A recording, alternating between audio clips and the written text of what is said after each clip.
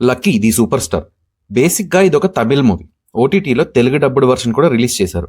అయితే డాగ్స్ మీద బేస్ అయ్యి చాలా మూవీస్ వచ్చాయి. ఇది కూడా సేమ్ ఎమోషన్తో రిలీజ్ అయిన మూవీ.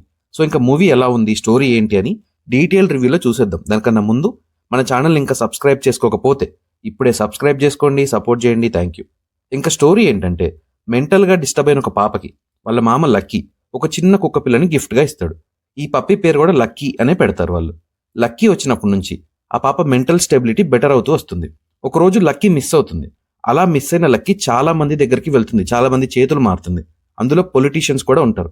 లక్కీని లక్కీ చామ్ అనుకొని లక్కీని ఓన్ చేసుకోవాలి అనుకునే వాళ్ళే ఎక్కువ. అందరూ అలానే చూస్తూ ఉంటారు. అందులో ఈవెన్ సీఎం వరకు ఇన్వాల్వ్ అయి ఉంటారు.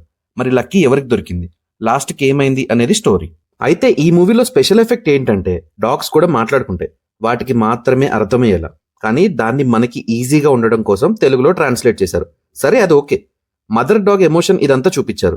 అయితే ఈ డాగ్ ఎమోషన్ అనే పాయింట్ మీద చాలా మూవీస్ వచ్చాయి ఇప్పటి వరకు. చాలా మంచి మూవీస్, ఎమోషనల్ మూవీస్ కూడా ఉన్నాయి. బేసిక్గా డాగ్ అనేది ప్యూర్ ఎమోషన్. కానీ ఈ మూవీలో మాత్రం డాగ్ ఎమోషన్ని ఎలా యూజ్ చేసుకోకూడదు అని చాలా క్లియర్గా చూపించారు. ఈ పర్టికులర్ ఎమోషన్కి రిలేటెడ్ మూవీస్లో వర్స్ట్ మూవీ అంటే ఇదే.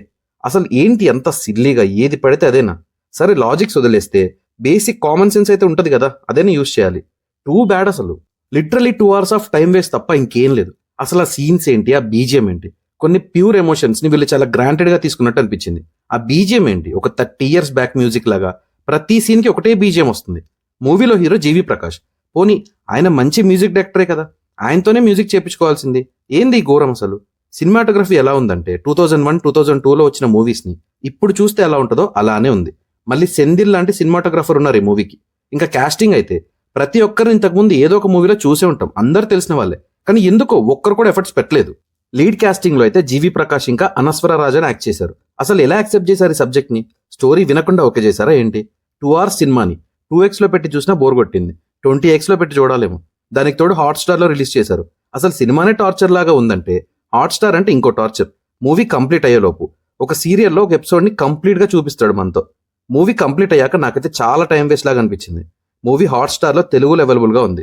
ఇంత విన్నాక చూస్తా అంటే మీ 2 hours with additional ad time మీ ఇష్టం. డాగ్ లవర్స్ కూడా యాక్సెప్ట్ చేయరు ఈ మూవీని, because I'm one of them. So నా రివ్యూ నచ్చితే ఛానల్ని సబ్స్క్రైబ్ చేసుకోండి. Thank you for watching.